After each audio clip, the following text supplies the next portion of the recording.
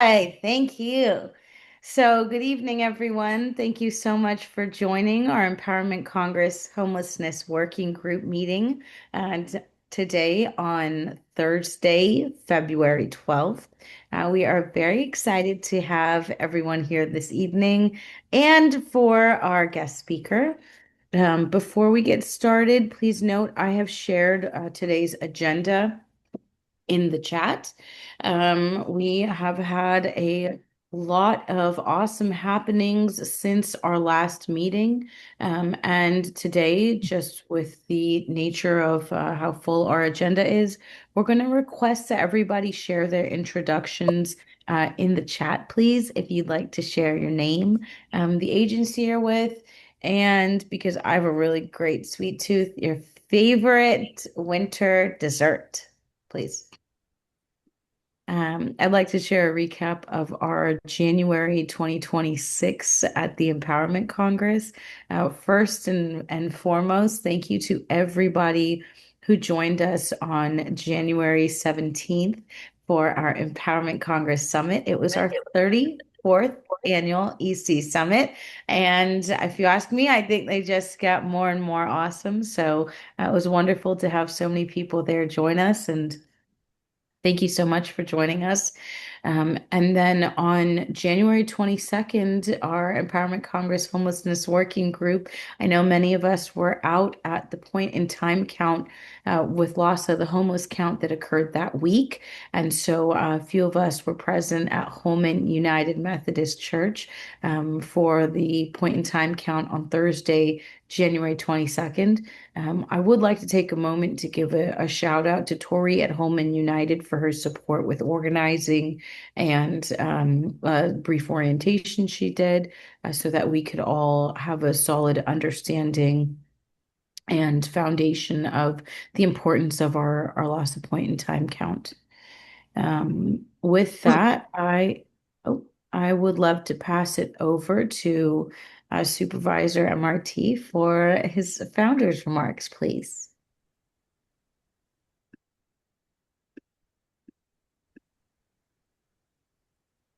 Well, I wish to say thank you, Madam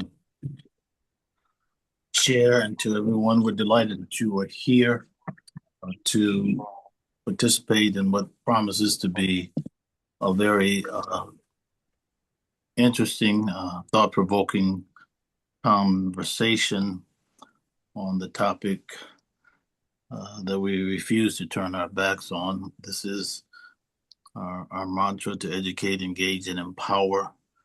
We believe it. We stick with it. And it is part of what contributes to a higher civic IQ and a deeper level of civic engagement. And we can't thank you enough for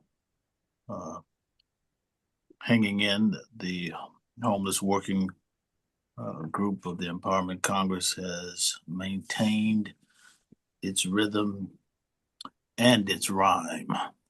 And I think all of us should be grateful for that and certainly give Rhea Mack an appropriate acknowledgement, big round of applause for her leadership in that regard. And to all of you who continue to labor in the vineyard, keep doing what you're doing. Rhea, that's it for me for right now. Thank you. Thank you so much, Supervisor. I have to say, cool background. We do what we do. Right? It will be updated. Put June 20th on your calendar. We're going to have a Juneteenth party, second to none, June 20th, 2026. Be ready. Woohoo! We will be here for it. I think I might keep rocking this background for a little bit though, but I look forward to our new background as Right. well. It works. So as Supervisor mentioned, we will have our 2026 Juneteenth celebration on June 20th.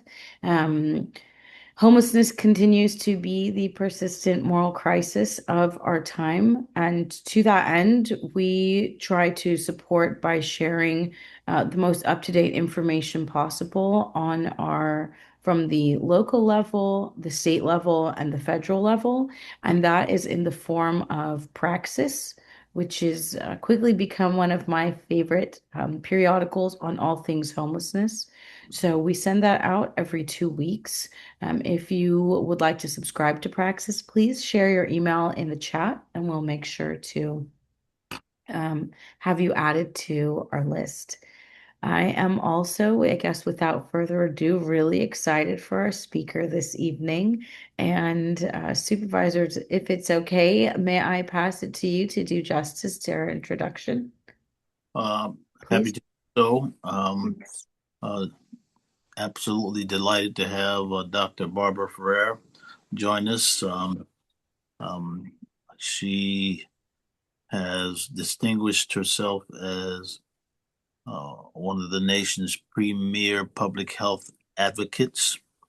Um, Spent time on the East Coast, Brandeis trained, Boston University trained, and University of Massachusetts trained, East Coast, and then she found religion when she came to the West Coast. Um, at least that will be my story, and I'm sticking with it. Barbara Ferrer is one who understands the discussion about equity, leaning in and setting up innovation of no small measure. Became the face of LA County in 2019, 2021, um, around a pandemic that most of us wish not to recall, but her message was equity, um, fairness for all. She's a believer before then, during that time, and after that time. And I'm just simply delighted to have her join us. I do have to say she spent a little time at Kellogg, lifting there. So it brings a little balance to the whole dynamic. And She's just been pretty exceptional in her leadership as the director of public health for the County of Los Angeles.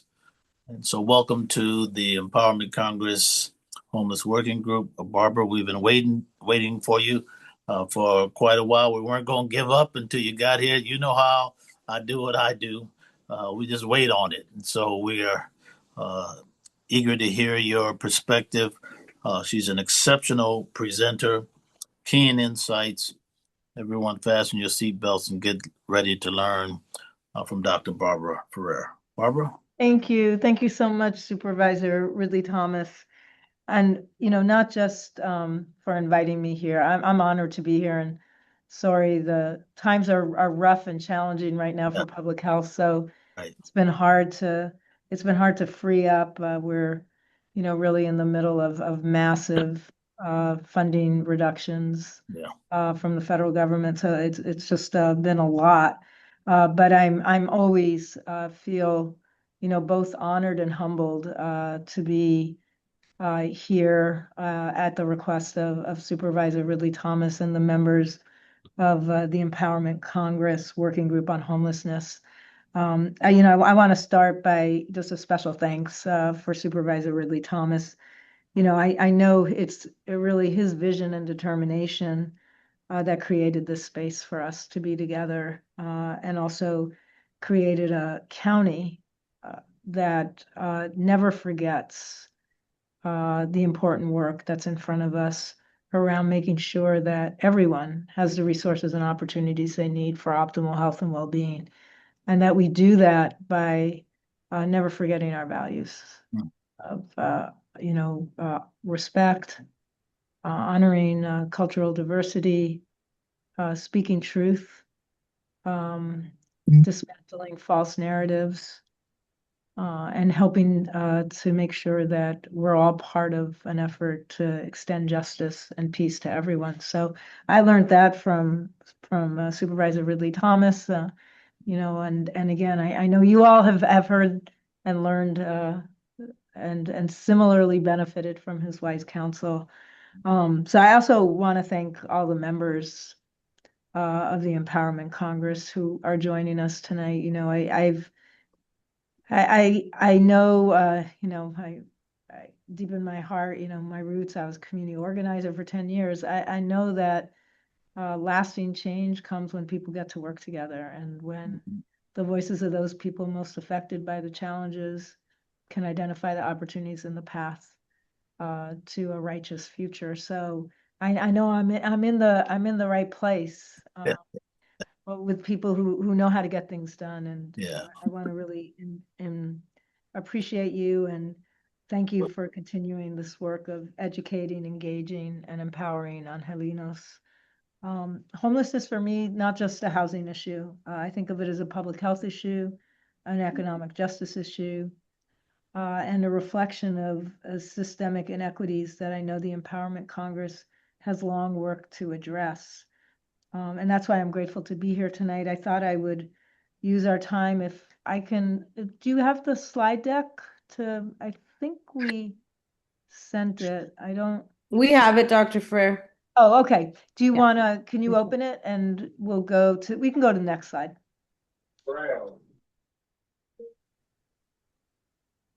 Yeah, I mean, this is what I was hoping to talk about. And again, I'm not, I don't want this to be a lecture. I want it to be a conversation. So I welcome, you know, questions, comments throughout. I think we learn from each other. So this can be as interactive as it makes sense for all of you. But what I thought I'd talk a little bit about is, you know, what does homelessness prevention look like from the perspective of a public health department? And talk about some real programs that we're running. You know, I want to, you know, honor the fact that we are the prevention-oriented arm to government, but I want to give some real examples of what this work looks like. I want to talk a little bit about some of the work that most people don't know about around services and supports for people experiencing homelessness that come from our health department. And then I thought I could I just obviously take the opportunity to close with funding challenges, some directly impacting our work on homelessness, some just really impacting the residents and workers here in the county. Does that sound good? Real good. Yeah. Okay, so we'll get started. You go to the next slide. Next slide. So you know, I'm a deep believer that you put in place programs that really prevent people from becoming homeless. Once people are homeless, Yeah. it's so devastating to who they are and how they have to be that we should do everything we can to prevent people from entering into homelessness. And, you know, that's our job collectively, not really a focus necessarily of the work of a health department. As you all know, a lot of it has to do with housing and having affordable and safe housing, and also access to a whole set of supportive services. So I really want to talk about the supportive services side. I think housing is key and affordable housing is particularly key. But on the prevention side, I want to talk about one of my most favorite programs, which is a guaranteed income program. And we've been running a small guaranteed income program for women through their pregnancy and their postpartum period who are at highest risk of having bad outcomes. And we started this program last year. And as you'll see on the next page, I'll share with you some of the demographics of who's participating. You can go back to the last slide just before we look at this, just because I want to talk a little bit about the program. It really came out of a housing task force that identified that one of the biggest needs, particularly for pregnant women, was having stable income. A stable income was key to having stable housing. And having a guaranteed income program means that people have a guaranteed income every month that they can count on to help them meet their basic costs. The cost of living is high in LA, as is the cost of housing. Oftentimes, the guaranteed income from us was actually being supplemented with other resources that the family had as well to bring to the table. But it made a huge, huge difference in the lives of people who were pregnant, and it really did help prevent people from falling into homelessness. The next slide, you could see that we had, I think, about 500 people in total, or close to 400 people have already participated. We have some new people that just came in. You could see that predominantly we were in SPAs 6 and SPA 8, and that most of the women who were participating in this program made full use, not just of the guaranteed income that they were getting, but of the coaching that was offered and the supportive services. So it was really, we weren't sure about that. You know, would people want, I know we knew the people wanted and needed the income. We weren't sure how they would feel about having coaching and supportive services. And they loved it. You know, as you could see, the majority of people are participating in the coaching program. The coaching program helps them set their goals, helps them connect to resources that help them meet their goals. It's very centered on the needs of the individual person. We don't have a preconceived set of services or support that we offer, but it's about allowing, in this case, women to feel empowered about going ahead and pursuing their goals and making them feel like they've got the tools and the resources that will help them do that. So we're obviously thrilled to offer this program. And I put it up because I think oftentimes when we think of prevention, we think of a service we need to provide, like a coaching service, which I think is really important. But I want to say we're one of the only industrialized countries that doesn't offer a guaranteed income program, particularly for women who are pregnant and postpartum. Making sure that people are secure economically when they're bringing a new life into being is critically important. It supports the health and well-being of the mom, the health and well-being of that child, and the health and well-being of the family, and therefore our communities. So one of the lessons we've learned is the guaranteed income program really works. Figuring out ways that we can make sure that people have a livable amount of income to sustain themselves and their families, I think is part of what we do as a democratic country. But in particular, I think the emphasis on protecting those who are at a very vulnerable point in their lives when they're pregnant and after the birth of a child, of a new child, makes a lot of sense. So this is a program I'm really proud that we're working in partnership with the state on this program. I hope the lessons we learn from this, you know, make it possible for both the state and the county to think about other opportunities for guaranteeing income to people who are vulnerable and really falling between the cracks at the moment in terms of what they may be eligible for. The next program I want to talk about, and we can go to the next slide, is Project Hope Home Visiting program. This is a small program, but I want to again note that it is a program for services for pregnant and parenting individuals who are experiencing housing insecurity. So the Guaranteed Income Program also really tries to identify people who are pregnant and parenting or parenting an infant who may be in unstable housing. This program is a different program that really tries to adapt to what we call our home visiting program to those that are facing housing insecurity, including homelessness in LA County. It's a very intensive program with a care team that surrounds a family with love and support. The difference is here, there's no guaranteed income attached to it, and the coaching is embedded in the work of the public health nurse and the community health worker. But really, this is the primary focus here is obviously to assist people move into stable housing as quickly as possible, knowing that for folks that are parenting and pregnant, stable housing is a prerequisite to being able to raise and support thriving children. So we're going to continue to do this program. We're obviously connected very much with other housing support programs, and as people are identified who are falling through the cracks and are pregnant in particular, our team will reach out and see if they're interested in receiving additional support. We call it a trauma-informed program because most of the people that are experiencing housing insecurity are also survivors of trauma, and particularly women. So we really have geared this program to acknowledge how much trauma, how much lived trauma people have experienced, and what kind of services and support might be different for them than for other people we serve through, our other home visiting programs. So this is really targeted, trauma-informed lens for people who are experiencing housing instability and are pregnant.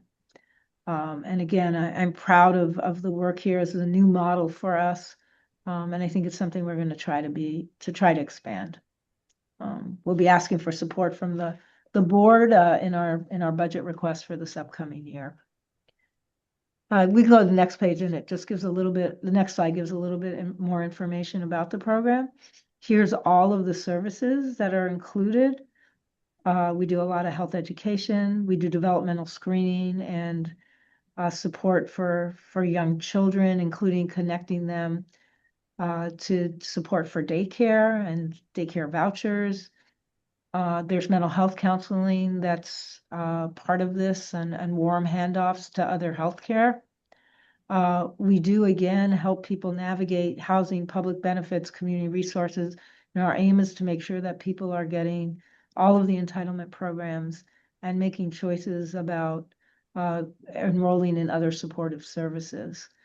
We also do, sort of hard support, car seats, diapers, for those that are not nursing, formula, to again make sure that women and babies are getting off to a good start.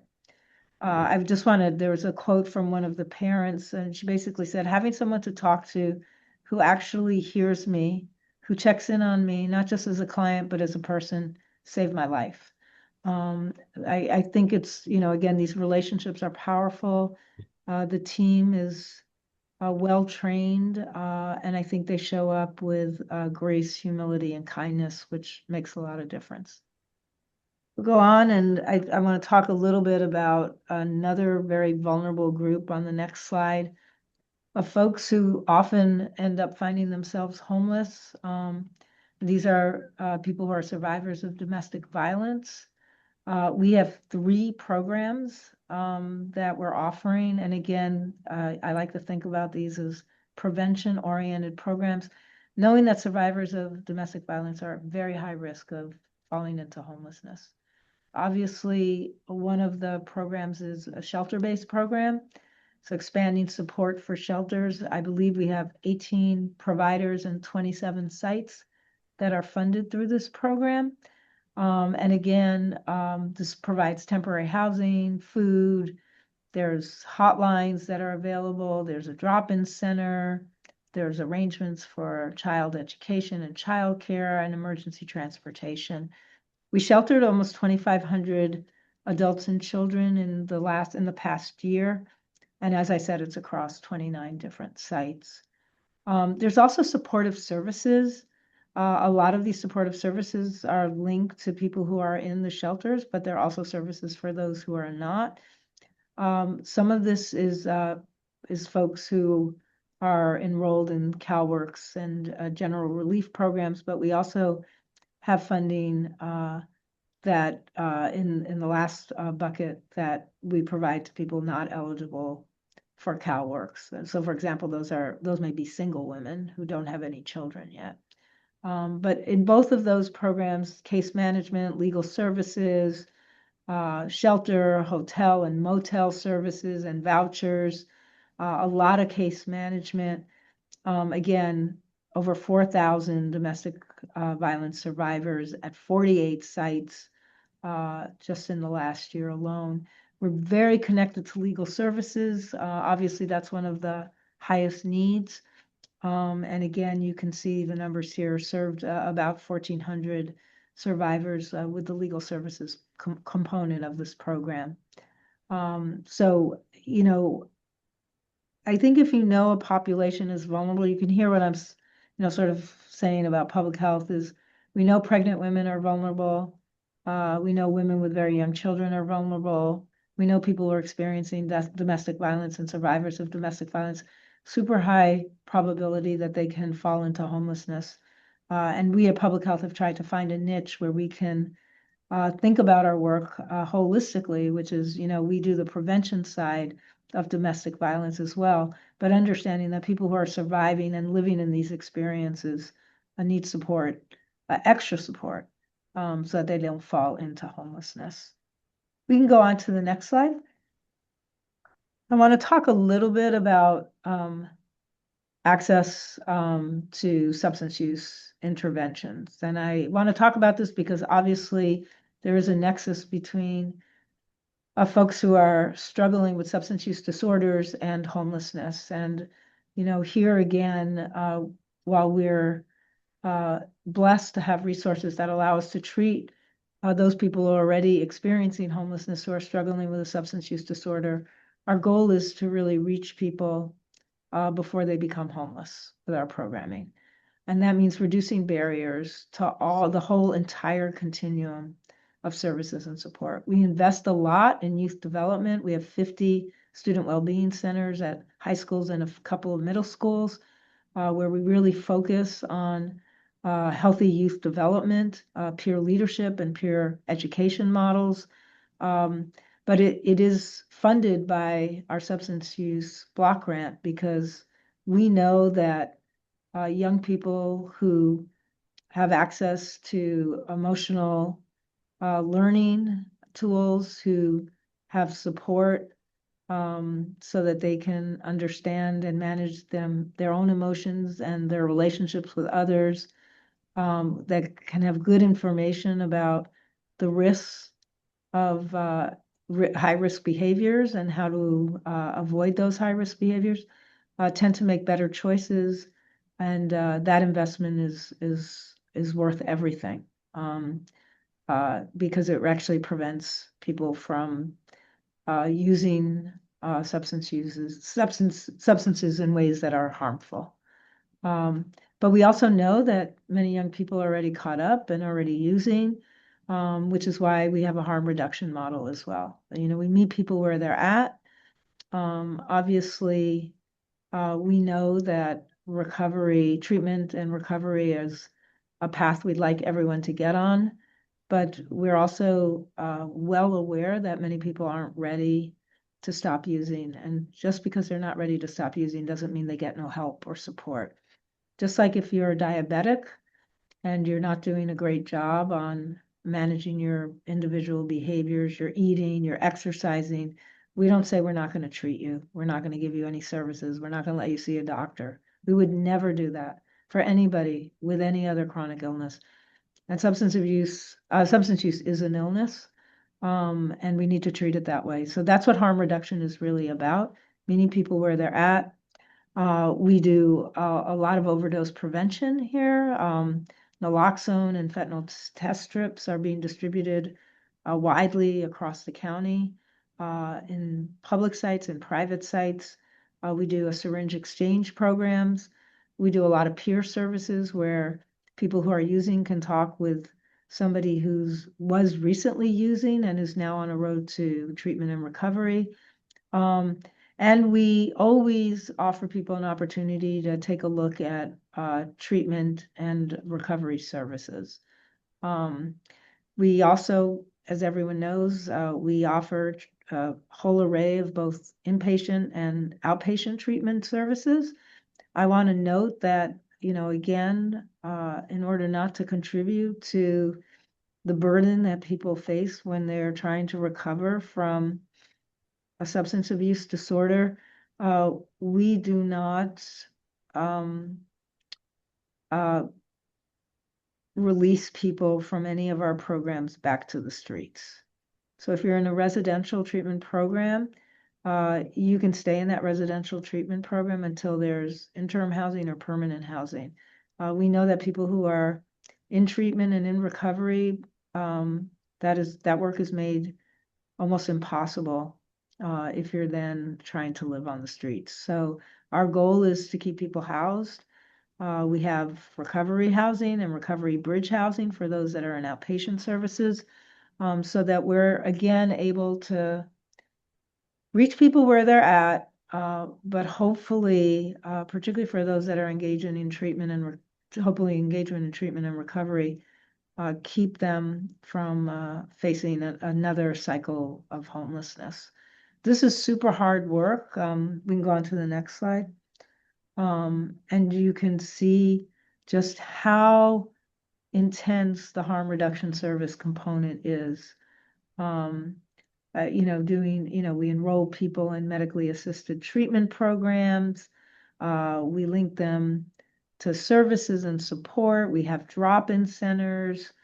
All is part of acknowledging that the most important thing we can do, particularly so that people don't fall into homelessness, is meet them where they're at, and help them meet the needs that they say are priority needs.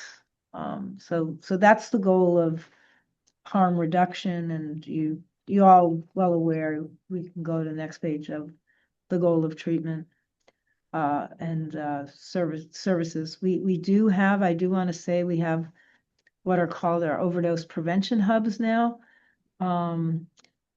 This is a strategy again for recognizing that the only way for people to get on a path to recovery is for them to stay alive. So overdose prevention becomes central to the work we do, particularly for people who are not yet ready to get into treatment, so that in fact they get a second chance or a third chance or a fourth chance to get on that path to recovery. We're not facilitating drug use. These are people who are in the throes of a substance use disorder and trying to find their path to a better future. So you could see, how we have 16 programs now that are doing overdose prevention hubs. They're out in our communities, along with 5 certified syringe service programs that are out in our communities. So this is, again, a lot of resources to try to make sure people know we care about them, we love them, we want to help them get on a path to recovery. Next slide. But I don't have time to go through all of the programming. I just thought that would give you a flavor of, there are ways as a public health department for us to look at vulnerable populations.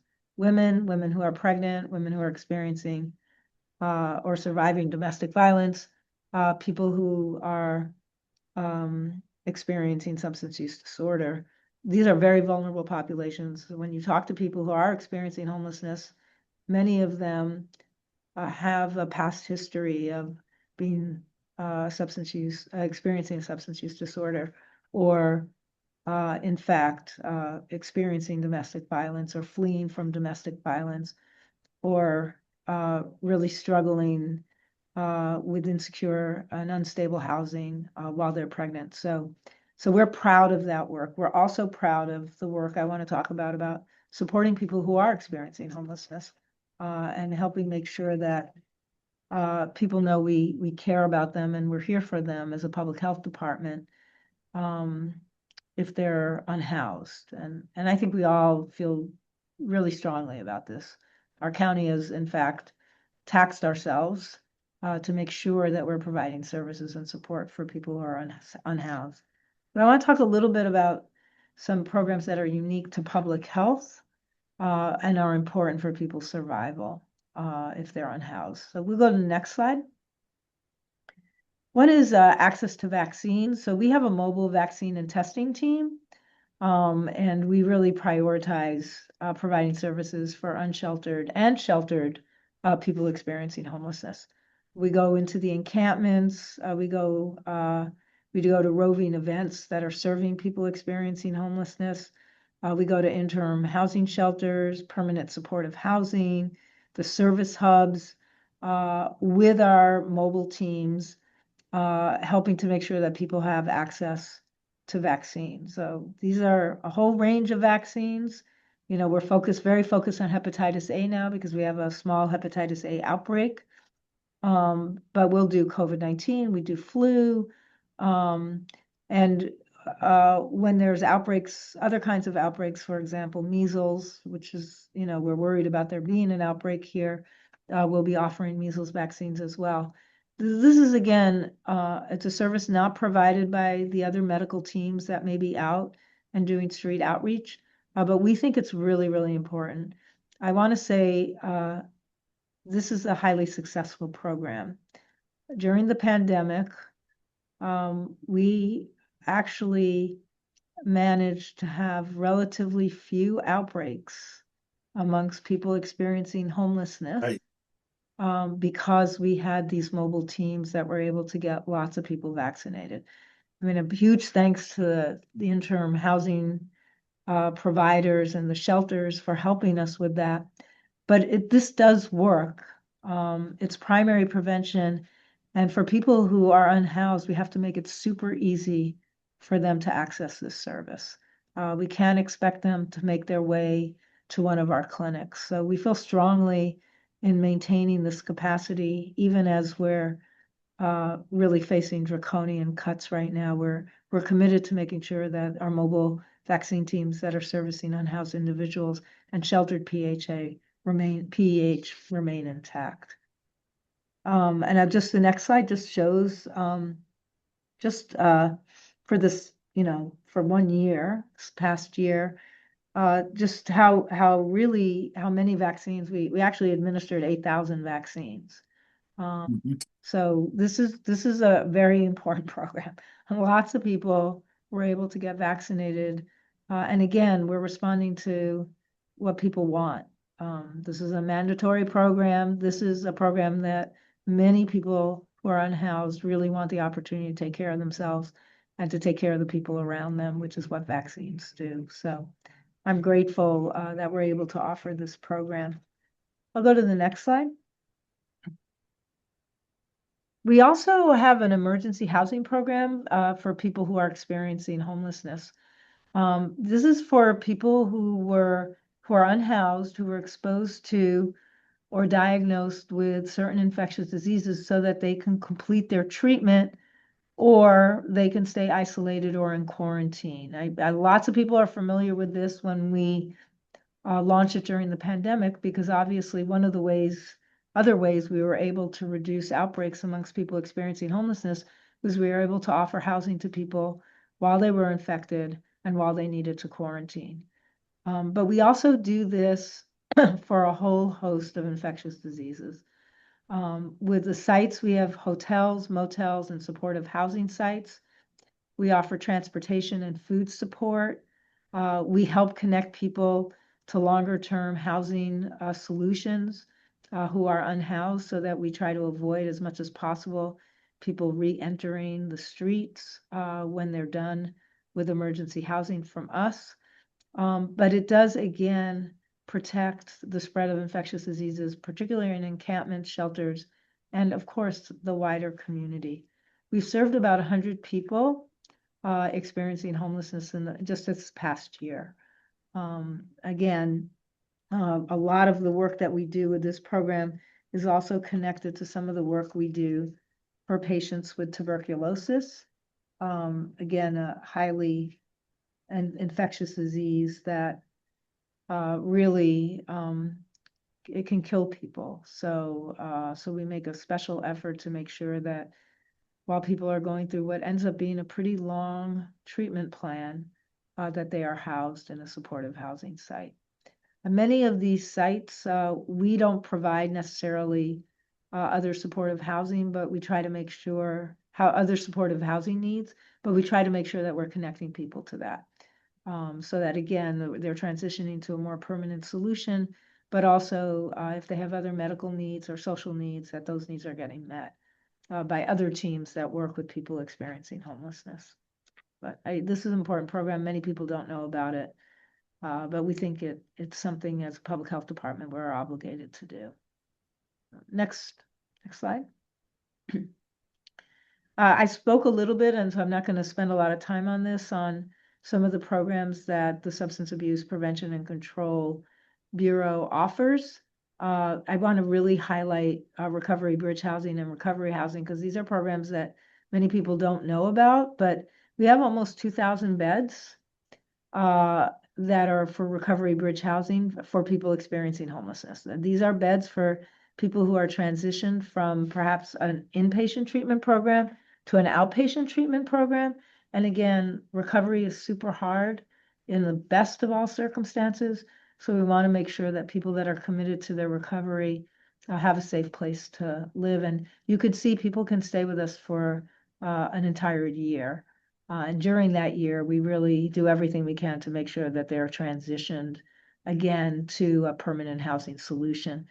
We served 3,000 people in just 6 months, I think, for last year. So again, it's a very desirable program. You know, people obviously don't need to stay the entire year, but they have the option to stay. Most people stay about 6 months. So. We also now have started a new program. It's called Recovery Housing, because this is a program for people in recovery, but not enrolled in a substance use disorder treatment program, an outpatient program. So these are people who we used to call this sober housing. We have a lot of folks who have asked us for this as an option. They're no longer in an outpatient treatment program, but they want a housing option where they can live with other people that are committed to sobriety. Again, this is a program you can stay at for an entire year. We have much less beds. We only have 150 beds. We just started this program, but we should double this number this year. And in our 150 beds, we served 154 people. I want to point out that in the recovery housing, people tend to stay longer because they're not completing a treatment program. They just want to be in a sober environment for their living. And so we're taking that into account as we're trying to figure out how to increase our ability to really meet the needs of what we think are probably hundreds and hundreds of more people who would like this as an option once they've completed their treatment. So, and again, these are services that are just for people experiencing homelessness. So, next slide. I also am really proud that we do offer for people experiencing homelessness client engagement and navigation services, trying to make it as easy as possible for people struggling with an addiction to get into services and support when they're ready. So we have services at 170 interim housing sites and 150 sites that are serving people who are experiencing homelessness. We served over 2,000 people who were unhoused last year. And again, this is trying to make sure that we're able to get people connected to services when they're ready to be connected to services. We all know that, if I decide today that I'm ready for treatment and there's no treatment bed available to me, I may not be in the same place tomorrow. So this idea is to connect people when they're ready as quickly as possible by placing staff at sites where people who are unhoused are getting other services. We also have our housing navigation team. So when people are in our recovery bridge housing or our recovery housing, or they've left the service, either a residential service or an outpatient service, we will help them connect to interim and permanent housing. And we actually have, I'm sorry, I'm seeing a question, but I'll look at the chat in a minute. We actually have a lot of folks who we serve that we know are experiencing homelessness. And like I said, the last thing we want for people in treatment and recovery is to end up unhoused again. So we're doing everything we can with these two programs to connect people to their housing options and their treatment options at the same time. Next slide.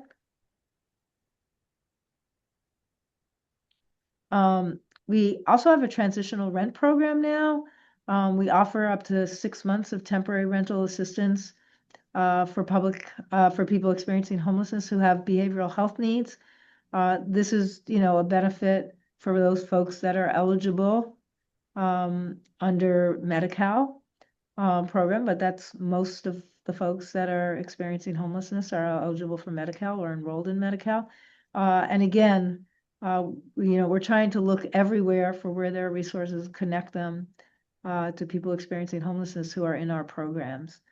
We call this, there's a Home Key Plus program, and we support 120 units right now with rental subsidies and supportive services. So these are, again, a dedicated set of housing options for people who are in recovery or trying to get themselves and keep themselves in a treatment program, an outpatient treatment program.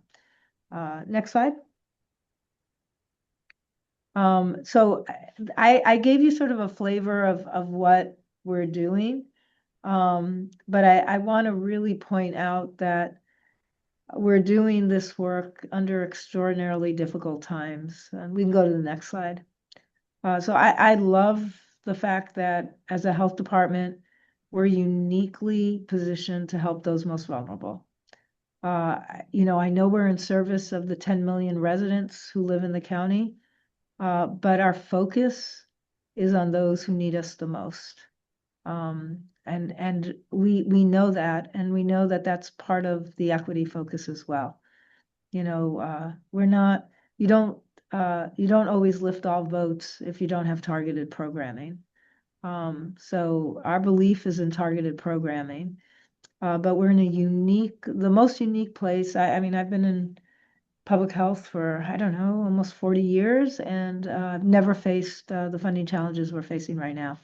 One thing to note is that we are a health department that depends on the federal government heavily for the funds to do our work. About 50% of our funding, over $900 million, comes from the federal government.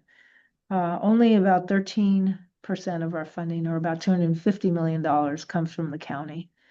So when the federal government changes direction and decides that public health is no longer a priority, we have enormous risk to all of our programming.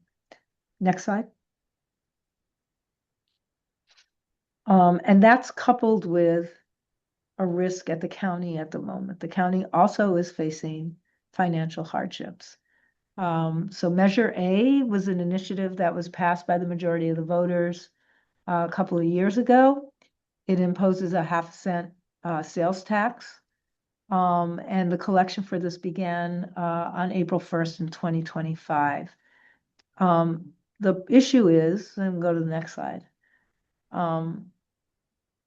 that we are in a deficit in terms of the need for Measure A spending and the amount of money that's there. There was one-time funding. Again, a lot of this was federal funding, some of it was state funding, some of it was county funding that's no longer available. And so this year there's a $200 million shortfall in funding that's needed for comprehensive homeless services programs.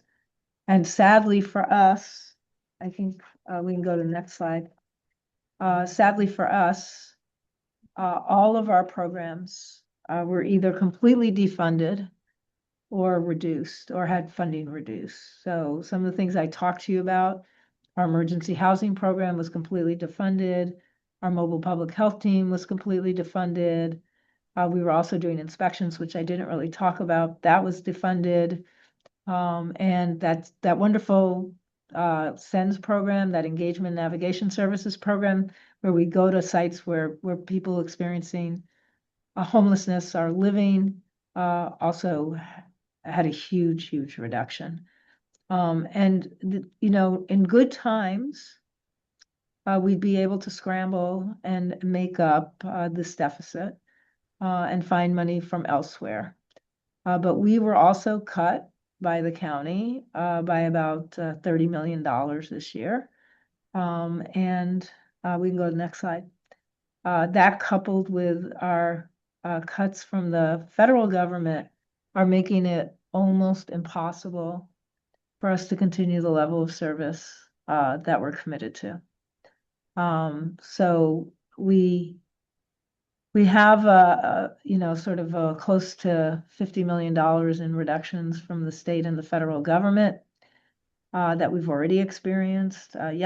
Today we got notice of another $64 million cut from the federal government. Fortunately, the Attorney General was in court and we have a temporary restraining order for 14 days, but this administration has made it clear that it intends to claw back money appropriated by Congress for public health.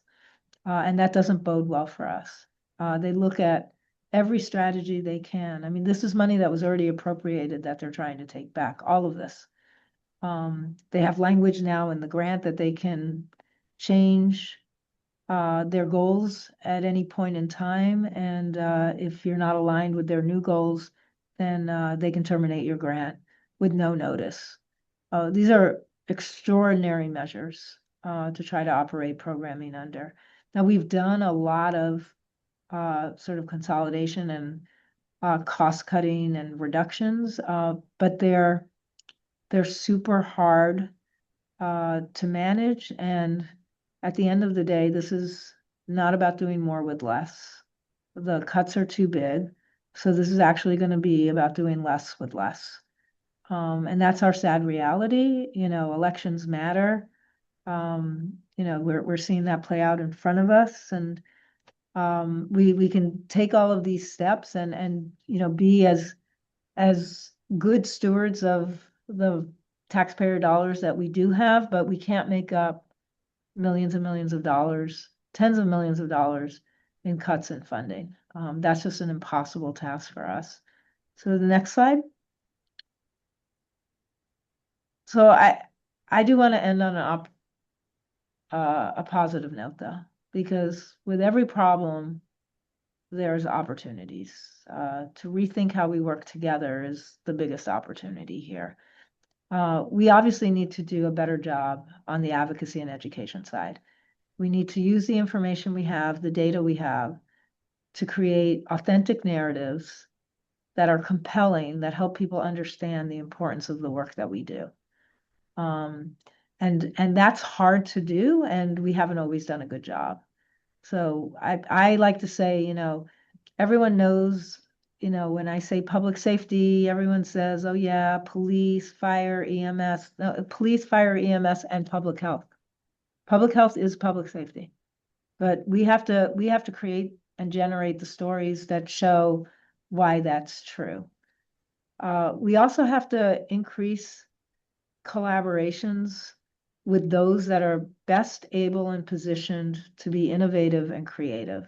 And that might not be the county's bureaucracy.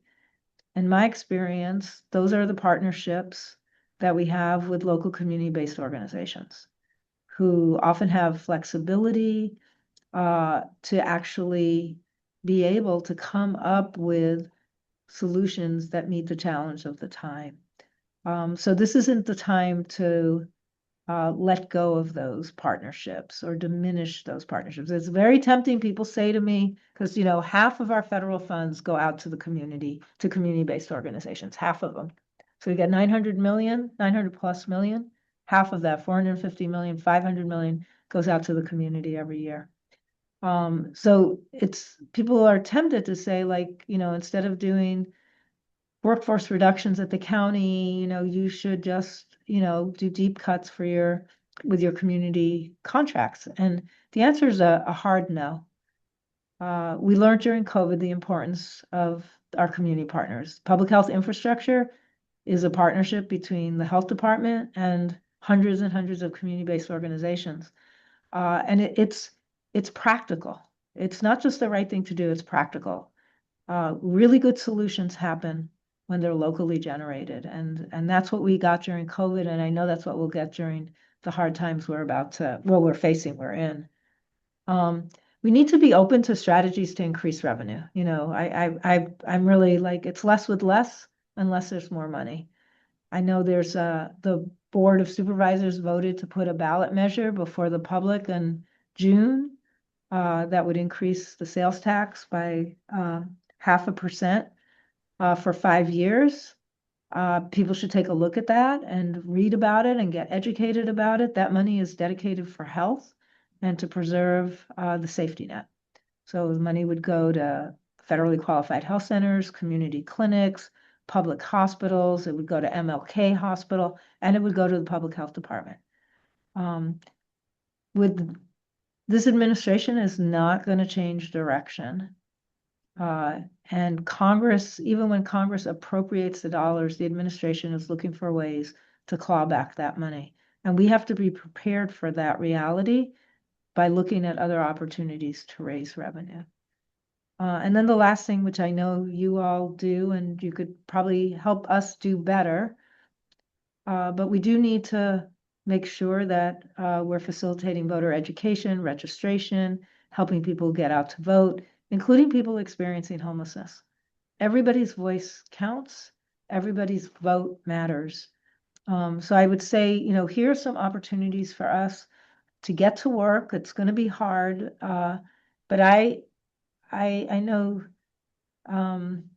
Supervisor Ridley Thomas said, that I'm here now, and I want to say I'm here now, and I call this place home. And the reason I call this place home is because I know there's a lot of power here in the community organizations and the people who live and work here, and that's what's going to get us through these really hard times. It's going to be uh, organizations like the Empowerment Congress that are going to be able to create a path forward, and allow us to be creative and innovative when things sometimes can feel hopeless and certainly daunting. So I appreciate everyone. I'm grateful that you invited me to be here tonight, and happy, of course, to answer any questions. So, you know, I think the last slide is next, which is questions. So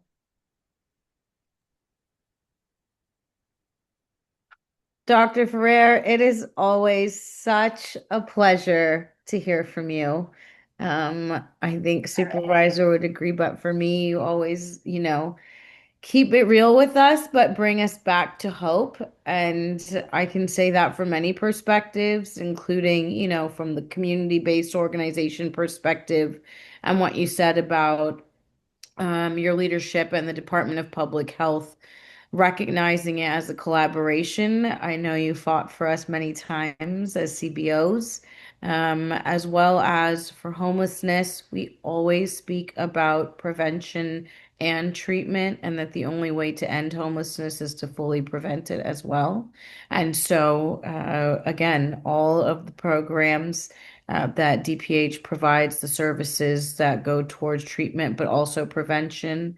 I think the one that I was most recently exposed to, it started was not just RBH, but RH.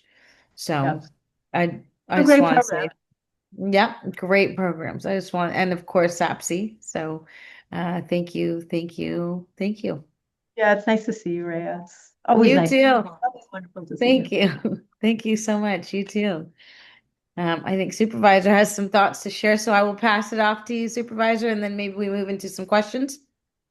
Uh, I I think I said from the outset that we should look forward to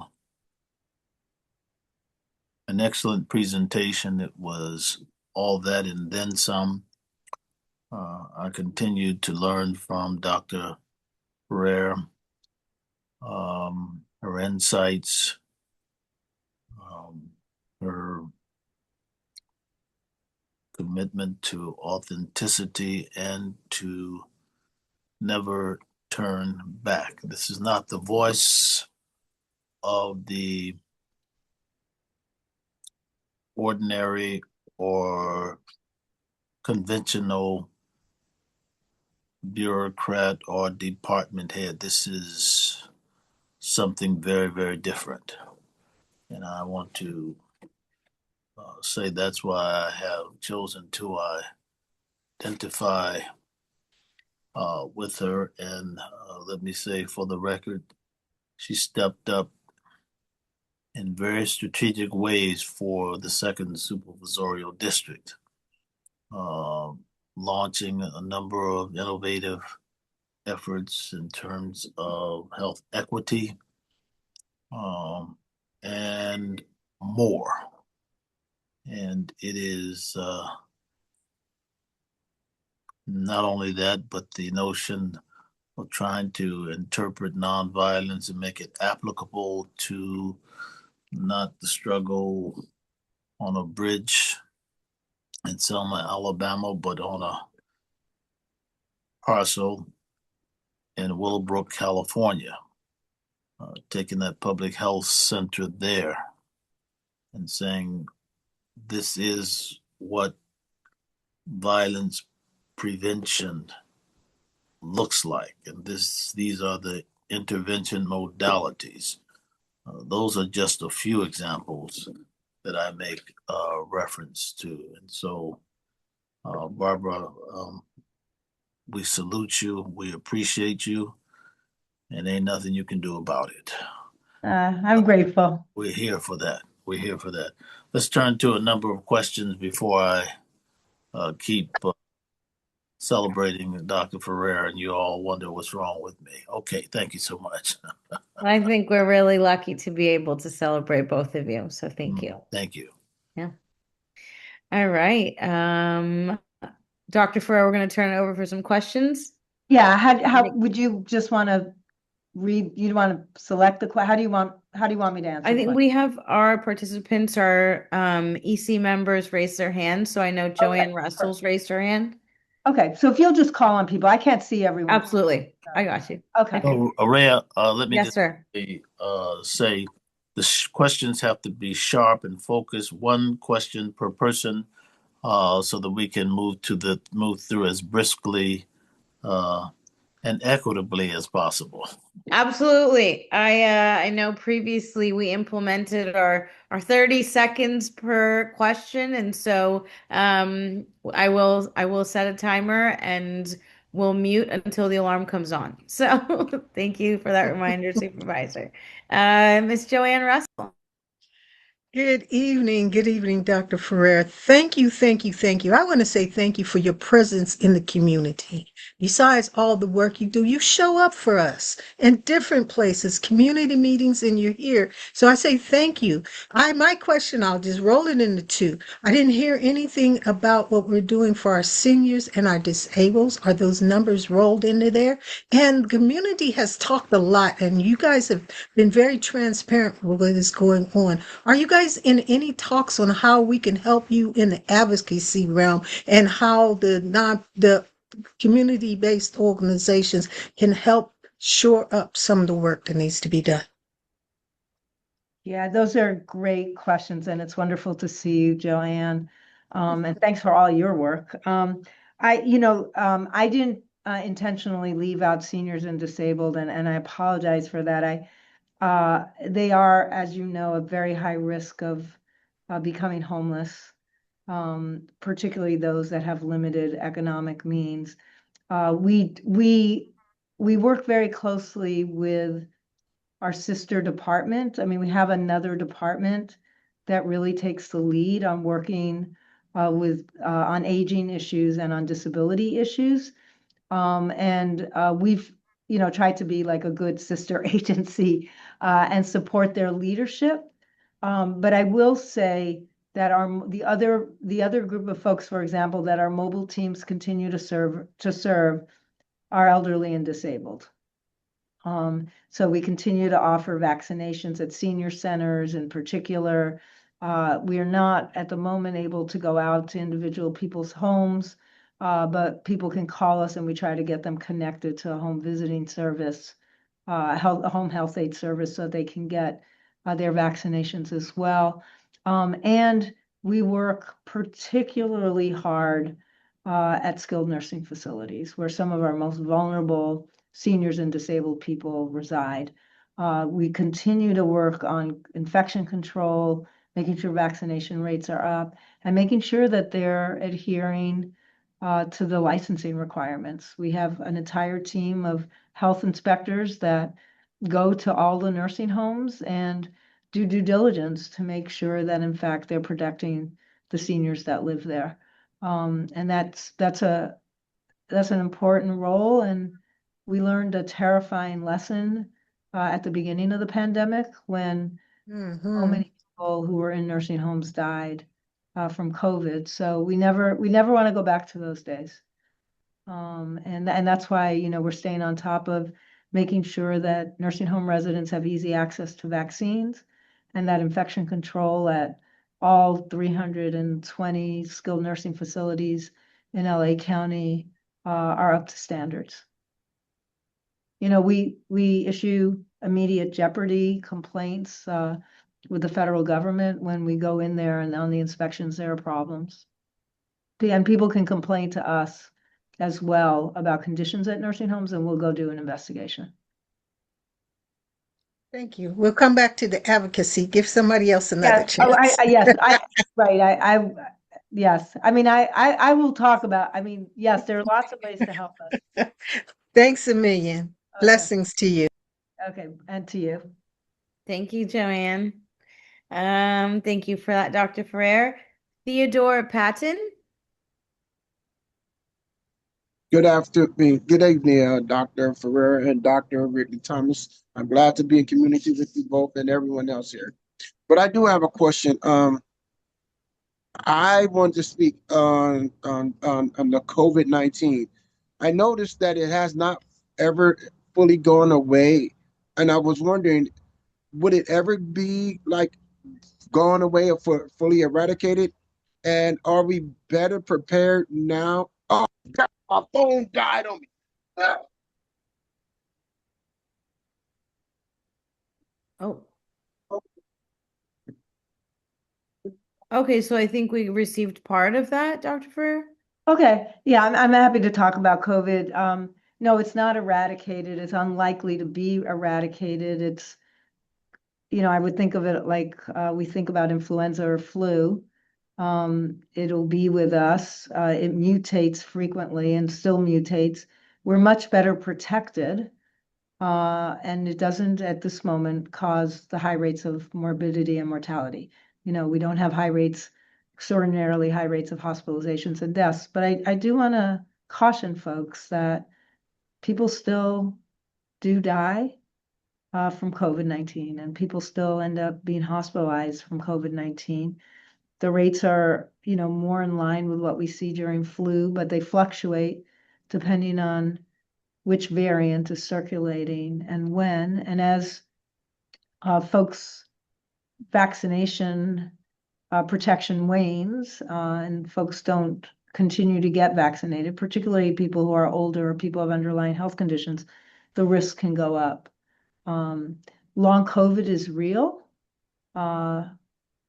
Tens of thousands, hundreds of thousands of people are living with long COVID, and we're still trying to understand all the different ways that long COVID manifests itself. But it can be devastating for people. So we worried before about hospitalizations and death, and now we have to worry that COVID, unlike flu, for some people, lingers for months and months, even years, and can have a devastating impact on their overall health.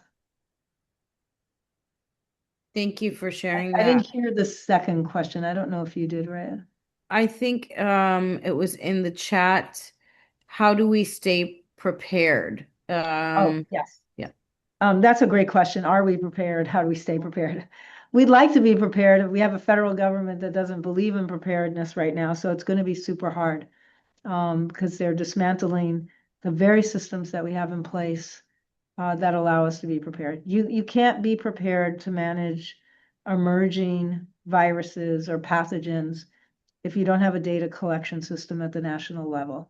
So when you stop funding surveillance and data collection and monitoring, then you're flying blind.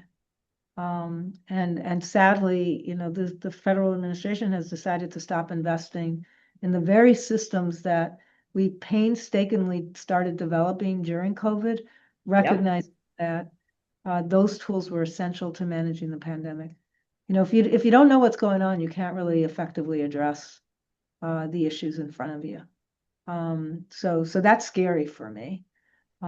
It's also scary that the grants that the federal government just tried to take away. That 64 million that I talked about, those are our infrastructure grants.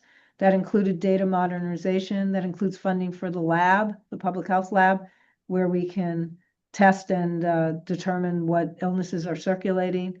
That is funding for our outbreak management, so that if there's an outbreak of measles, cases of dengue, cases, God forbid, of bird flu, that we would have a team that could respond. That funding was completely taken away. So we're going to have to work really, really hard to maintain our capacity at the local level, knowing that, in fact, we rely heavily on both the state and the federal government as partners in this, and that we're one country, one world. Let's be honest, this is a president who no longer lets us participate in the World Health Organization. I mean, that's foolishness. Everything's global. There are no boundaries any longer in terms of threats to humanity. What you see in one part of the world, you're going to see later on in another part of the world. So we've got challenges with this administration, and they're very real. At this point, states and local health departments are joining the WHO, trying to find their way in so that we can stay well informed and also be well informed. So I think, over time, you're going to just see, again, a lot of creativity on trying to keep us connected and keep our surveillance systems up and running. But it's hard. Absolutely. And I think this is also going to be some years from now, it's going to be a rebuild, and perhaps that's us behind in some of the prevention measures that we worked so hard to put into place. So thank you. Charlene Nunez. Good evening. You were going into that. I want to piggyback on that. What happens with travel advisories? How do we get information on what's happening in other countries? Because that is one thing that we depended on. Because with traveling with kids, especially in schools, going to other countries, that was a reason why I ended up not going to. I think it was Kenya or something a few years ago because they had that outbreak. So if we have trips planned, you're doing, these educational excursions, how do we protect ourselves to know how to plan if we are not having any information about what's happening in the health conditions in other places, if that makes sense? It's a great question. And CDC, the Centers for Disease Control, is still able to operate in some international spaces. So our hope is that they'll continue to be able to track on, outbreaks in other countries. It just won't be as robust as being part of the World Health Organization. And also, if the Centers for Disease Control continues to be, receive reductions in funding, they might not have that capacity. In California, Washington, the state of California, the state of Washington, Oregon, and Hawaii all formed a West Coast Alliance. And on the East Coast, you have 5 states that did something similar to try to see if states could stand up some of the traditional national infrastructure to support us around things like emerging illnesses. So we'll have to see what that turns into. It's a great question, Charlene, and so it should be so top of mind. You can't divorce ourselves. We can't divorce ourselves from the rest of the world, and we just create risks for everybody here when we try to do so. Thank you so much for the question, Charlene, and for sharing that information and the response, Dr. Ferrer. I also want to, if we wanted to find out more information, what is the best way to do so? Is there any place on? We have a great website. Yep. So public health, lacounty.gov. So please go to our website. There's so much information on there. And we try to provide links to information, for example, Charlene, on travel advisories. So it is a place to go. I mean, I would say, pay attention to what we're posting on our media advisories. For example, we've been doing a lot of work trying to encourage people who are traveling to make sure they're fully vaccinated for measles. Because while we don't have all of the data and information from all of the places in the world, there are outbreaks across the world, across the globe of measles. And a lot of our cases here originated from people who traveled to another country where there was a lot of measles. So I really appreciated your comment, Charlene, because it's completely accurate to note that as you're making plans to travel, it would be important to note whether or not there were any ongoing outbreaks in the country you were planning to visit. It doesn't necessarily mean you won't visit, but you might make sure, just like I said, that you've got your measles vaccines and you're up to date. And if you're not sure, that you go and see your provider and get tested so that you have full immunity. Um, but that's information you can get on our website. Thank you. There's another question in the chat that I think goes with some of your recommendations, Dr. Ferrer, in your final slide, and it's related to funding. And it says, are county departments allowed to accept outside funding other than federal funding? It's such a great question. Yes, I mean, we can accept funding from anybody who will give it to us. But I want to be honest and say one exciting strategy that we're using here is we are setting up an independent 501c3 foundation that's called the Fund for Advancing Public Health, because it will make it a lot easier for us to accept donations from, for example, businesses and individual donors who oftentimes don't like to give to government. It'll also allow us to park some funding in the foundation to support some activities that the federal government no longer wants to support. In public health, we don't have the luxury of saying we're not going to provide services to people who are here who may not have all of their documentation, or we're not going to serve the trans community, or we're not going to do work around DEI to address the root causes of health inequities. We do public health for everyone, for the good of everyone. And we can't change that. We can do a little here and a little less there. That you can't do that and do public health. So the other reason for having a foundation is so that we have a place where we can have resources that allow us to continue the very important work of public health. As I said, it's a responsibility that we have as a government agency, but when you have constraints from from the federal government, you have to be creative and find other ways to make sure the work never stops. So we are setting up this foundation. As a matter of fact, I think our incorporation papers were filed today. So I'm very happy about it. Congratulations. Yeah. We hope to launch in March. Okay. Well, you'll have to keep us posted and let us Yeah. know how we can support. Yeah. I wanted to ask, is there anything as the Empowerment Congress that we can do to support all the wonderful efforts of DPH that we know about and those that we might not be familiar with yet? I want to just thank you because I think you actually are already doing the important work. Thank you. Making sure that people in our communities have access to good information about the issues that they're facing, are able to come together to try to find solutions. All the work you do around making sure people understand how important our elections are, and how hard everybody fought for the right to vote, and how we need to make sure that everyone continues to have that right to vote. So I think that's the most important work right now is coming together, creating a place for people to come together, grapple with what the challenges are, come up with ideas for where there might be solutions, and then work together to implement those solutions. So you've got the platform and you've got so many people that are involved in your organization. So, I just applaud you for all that, for your accomplishments, and, want to know how I can support you. I think that's the real question here.